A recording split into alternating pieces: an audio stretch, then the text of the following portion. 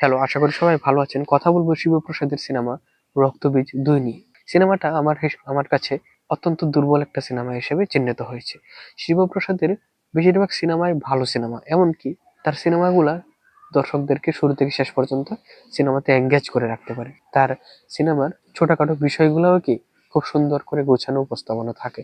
এমনকি তার যদি আপনি রিসেন্ট সিনেমাগুলোর দিকে তাকান, যেমন 'বহুরূপী' সিনেমা দেখেন, অত্যন্ত ব্যবসা সফল সিনেমা হলেও এটার মধ্যে যে কাজ বা গুরুত্ব দিয়েছে সেটা সিনেমার প্রতিটা স্ক্রিপ্টে, প্রতিটা ক্যারেক্টারে এবং তাদের কথা বলাতে, তাদের বাচনভঙ্গি, তাদের আচরণ সবগুলোতে স্পষ্ট প্রকাশ পায় যে তারা, অর্থাৎ এই সিনেমার টিম যারা রয়েছে শিবপ্রসাদ সহ সবাই এই ক্যারেক্টার গুলার প্রতি যত্নবান ছিল যে তারা এরকম এরকম করবে। যারা অ্যাক্টর বা অ্যাক্ট্রেস তারা তো তাদের সেরাটা দিয়েছে, কিন্তু সেটা দেওয়ার জন্য যে গুছানো দরকার, চরিত্রগুলাকে স্ক্রিপ্টের দিকে যত্ন নেওয়া দরকার, সেগুলো সেসব সিনেমার দিকে তাকালে বোঝা যায়। কিন্তু 'রক্তবীজ ২' এর ক্ষেত্রে আমার কাছে মনে হয়েছে ওইরকম গুরুত্ব দেয়নি চরিত্রগুলোর প্রতি গুরুত্ব দিয়েছে যে চরিত্রগুলা এরকম এরকম করবে, কিন্তু তারা কি জন্যে এবং কিভাবে এই কাজগুলা করছে সেগুলা যত্নশীলতার সাথে কাজটা করেনি। তো কি জন্য এরকম মনে হয়েছে সেগুলা নিয়ে কথা বলবো। তো এখন আমি এটা শুধু দুর্বলের কারণগুলো না বলে এটার কিছু পজিটিভ সাইডও রয়েছে, আমি সেগুলো আগে বলছি। যেমন এটার একটা যে প্লট সেটা হচ্ছে যে দুই বাংলার, বঙ্গ এবং বাংলাদেশ, এই দুই বাংলার মধ্যে যে সম্পর্ক, তাদের যে অনেক আগে থেকে এক ধরনের সম্পর্ক, যেগুলো মাটির সম্পর্ক, আত্মীয় স্বজনের সম্পর্ক, সেগুলা খুব সুন্দরভাবে উপস্থাপন করেছে বিভিন্ন কথার পরিপ্রেক্ষিতে। যেমন বাংলাদেশের খুলনাতে রবীন্দ্রনাথের পূর্বপুরুষের বাড়ি, আবার বাংলাদেশের জাতীয় কবি কাজী নজরুল ইসলামের পূর্বপুরুষের বাড়ি পশ্চিমবঙ্গের বর্ধমানে। এই যে এই দুই দেশের বিভিন্ন বড় বড় ব্যক্তিদের বাড়ি, এক দেশের সাথে আরেক দেশের মানুষের সম্পর্ক, এগুলা কিন্তু দুই বাংলার মানুষকে এক জায়গায় আসতে সহায়তা করে, বা বুদ্ধিবৃত্তিক দিক থেকেও একটা ঐক্যতার মধ্যে নিয়ে আসে। আবার বাংলাদেশের বিভিন্ন কাজে বিপদ আপদে বাংলাদেশ সরকারকে ইন্ডিয়া সাহায্য করতে প্রস্তুত, এই ধরনের একটা পরিবেশ দেখিয়েছে। এবং বাংলাদেশের থেকে টেরোরিজম দূর করার জন্য বাংলাদেশ ইন্ডিয়া মিশন পর্যন্ত করতে চায় বা করে, এরকম একটা সম্পর্ক তারা দেখিয়েছে যে বাংলাদেশের হেল্পের জন্য এরকম। এছাড়া বাংলাদেশের প্রধানমন্ত্রী হিসেবে যে ক্যারেক্টারটা দাঁড় করানো হয়েছে সেটা মূলত শেখ হাসিনার একটা প্রতিরূপের মতন। আবার অন্যদিকে ভারতের রাষ্ট্রপতি হিসেবে আরেকজন তো রয়েছেনই। এবং তাদের যে সম্পর্ক দেখিয়েছেন সেখানে তাদের অনেক ঘনিষ্ঠ সম্পর্ক দেখিয়েছেন। এখানে কিন্তু পলিটিক্যাল ব্যাপারগুলো এই দুই দেশের সাথে এই যতটুকু না আলাপ করে বাংলাদেশের প্রধানমন্ত্রী ভারতের রাষ্ট্রপতির সাথে, তার চাইতে তারা পারিবারিক সম্পর্ক বা ব্যক্তিগত সম্পর্ক গুলো একটু বেশি বলে ফেলে। সিনেমা অনুযায়ী ওইটা আসলে আরো কম হওয়া দরকার ছিল। আর এছাড়া এই সিনেমাতে মিমি এবং আবির চক্রবর্তী এরা যে পুলিশ হিসেবে কাজগুলা করে সবগুলাই কেন্দ্র করে যে ভিলেনকে, সেটা হচ্ছে অঙ্কুশকে কেন্দ্র করে তৈরি করা। এবং অঙ্কুশ হচ্ছে একজন স্মার্ট, বুদ্ধিদীপ্ত এবং সাহসী নেগেটিভ শ্যাডোর ক্যারেক্টার, যেটা মোটামুটি স্ট্রং ক্যারেক্টার হিসেবে আমাদের সামনে উপস্থাপন হয়েছে। এই যে এতগুলা বললাম, বলার পরেও আমি বলবো যে সিনেমাটা দুর্বল কি জন্য। এগুলোর যুগ এখন যদি আমি এটা নেগেটিভ কথাগুলো বলি তাহলে বলবো এই যে দুই দেশের সম্পর্ক, সেই দুই দেশের সম্পর্ক কি শুধুমাত্র এই আগের মতন রবীন্দ্রনাথ আর নজরুলের পূর্বপুরুষের কাহিনীতে সীমাবদ্ধ আছে? না, এটা অনেক সময় পেরিয়ে গেছে। সেই হিসেবে বাংলাদেশের সাথে এখন আন্ডারস্ট্যান্ডিংটা পশ্চিমবঙ্গের হোক বা ভারতের হোক যেরকম হওয়া দরকার, সেইখানে পলিটিক্যাল ব্যাপার, রাজনৈতিক ব্যাপার সবগুলো জড়িত। সেই হিসাবে এই ক্যারেক্টারটা পলিটিক্যাল কি কি গুরুত্ব দেয়, শুধু কি বাংলাদেশে এসে তারা এই টেরোরিজম দূর করার জন্য আসে, নাকি বাংলাদেশ থেকেও তারা সহযোগিতা নেয়, এই ধরনের তেমন কিছুই দেখায় না, যে কারণে ক্যারেক্টার গুলো গুছানো হয়নি। এই সিনেমার যে মেইন গল্প সেটা নেগেটিভ শ্যাডো ক্যারেক্টার যেটা অঙ্কুশ, তাকে কেন্দ্র করে, এবং সে এখানে একজন বাংলাদেশি ক্যারেক্টার। আরেকটা ব্যাপার হচ্ছে যে বাংলাদেশি এবং পশ্চিমবঙ্গের লোকেরা বা ভারতীয় লোকেরা যদিও বাংলা ভাষায় কথা বলে, তারপরে তাদের মধ্যে উচ্চারণের বিভিন্ন তফাৎ রয়েছে। একটা হচ্ছে যে লোকাল বাঙালিরা যেভাবে কথা বলে, এবং যখন আপনি কোনো অফিসিয়াল জায়গায় যাবেন অথবা শিক্ষিত মানুষের কাছে যাবেন, তখন তারা কিন্তু সেই লোকালি কথা বলে না। আপনি দুই পা পিছায়া দাঁড়ান, অথবা আমরা এই কথা কইতে পারি না, এই কথা কইতে পারি, এই টাইপের কথাবার্তা যেগুলা, সেগুলো মূলত অফিসিয়ালি মানুষ বলে না।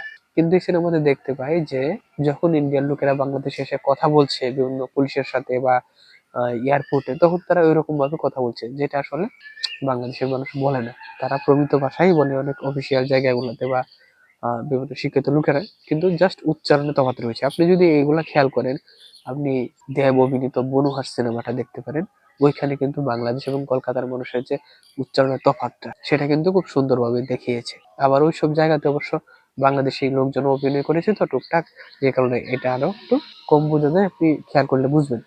এছাড়াও আরো কিছু সিনেমা রয়েছে যেগুলো আর্ট ফিল্ম সিনেমা, সেগুলোতে আপনি খেয়াল করবেন। আর এছাড়া যদি বলি আরো কিছু ব্যাপার রয়েছে, যেমন হচ্ছে যে অঙ্কুশ এখানে মোটামুটি নেগেটিভ সাইডের একটা বড় স্ট্রং ক্যারেক্টার, কিন্তু সেই হিসাবে তার উচ্চারণ বাংলাদেশিদের মতন না, ওই একটা এভারেজ মানে উচ্চারণের মতন আর কি। সে পুরা বাংলাদেশিও না বা পুরা কলকাতারও না, এরকম। সে একজন ডেন্টাল ডক্টর, মানে ডাক্তার। সে ডাক্তার কিভাবে জিহাদের প্রতি, এখানে যে জিহাদটা দেখিয়েছে সেটা তো রং ভাবে উপস্থাপনা করা। জিহাদ তো মূলত এরকম না যে আপনি যেটা করবেন সেটা জিহাদ হতে গিয়ে রিভেঞ্জ হয়ে যাবে। এখানে যেটা অঙ্কুশ করছে যে তার ফ্যামিলির লোকজনের হত্যার প্রতিশোধ নিতে গিয়ে সে ভিনদেশী লোকজনের প্রতি হত্যা করার বিভিন্ন প্ল্যান করছে বা হত্যা করছে, এরকম তো মূলত জিহাদ না। জিহাদে কিন্তু রিভেঞ্জ হয় না।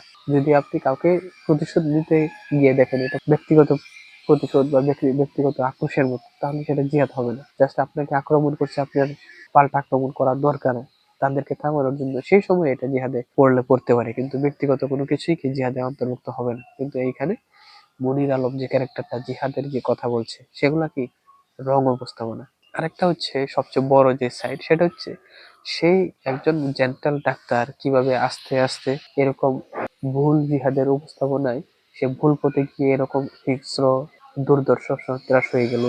সে প্রধানমন্ত্রী এবং ভারতের রাষ্ট্রপতি পর্যন্ত হত্যা করার ছক করলো বা চেষ্টাও করলো।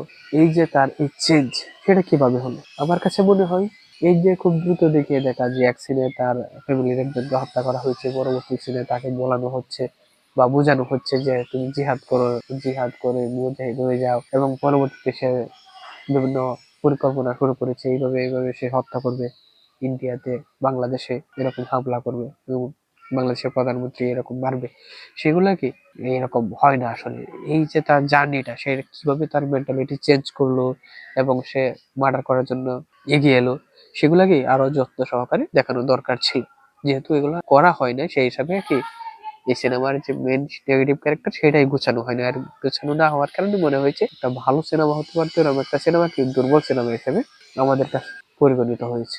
আর একটা বড় ব্যাপার আমি বলি, সেটা নিয়ে অবশ্য সিনেমা রিলিজ হওয়ার পরে পরে বেশ কিছু জায়গায় কথা উঠেছিল, কিন্তু আমি সিনেমাটা তখন দেখিনি তো সেই জন্য বলিনি। সেটা হচ্ছে যে শেখ হাসিনা প্রতিরূপ হিসেবে যে প্রধানমন্ত্রীকে দেখানো হয়েছে সিনেমাতে, সেখানে দেখানো হয়েছে কি যে বাংলাদেশের মানুষ আমাকে মারবে না। এই সিনেমাটা রিলিজ হয়েছিল সেপ্টেম্বর মাসে, আর এর 1 মাস আগে অর্থাৎ আগস্ট মাসে কি বাংলাদেশের প্রধানমন্ত্রী যান বাঁচানোর জন্য, নিজের জীবন সেভ করার জন্য, মানুষের ধাওয়া থেকে বাঁচার জন্য বাংলাদেশ থেকে পালাতে বাধ্য হয়েছিল। এমনকি সে পালানোর আগে একটা ভাষণ দিতে চেয়েছিল, সে সময়টাও পায় না, এরকম একটা ধাওয়া খেয়েছে।